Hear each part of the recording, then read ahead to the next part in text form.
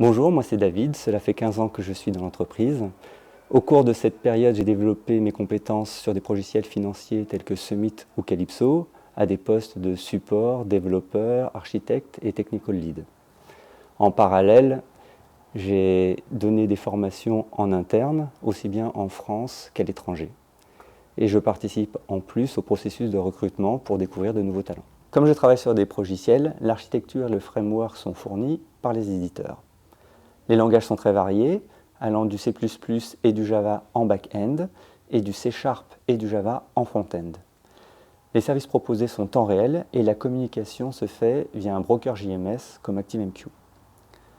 Les transferts vers l'extérieur se font via des fils MQ-Series ou des transferts de fichiers sécurisés.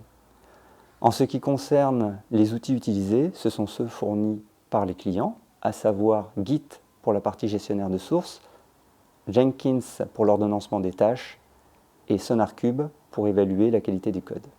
Aujourd'hui, on parle beaucoup de big data, machine learning et chatbot. En effet, la data, c'est le nerf de la guerre. On va essayer donc d'établir des algorithmes pour déterminer les données les plus sensibles et donner des outils d'aide à la décision aux utilisateurs. La méthodologie de développement s'appuie sur le rituel agile du client. On fait généralement un sprint de 2 ou 3 semaines qui démarre par un poker planning pour découper les tâches en petits tickets.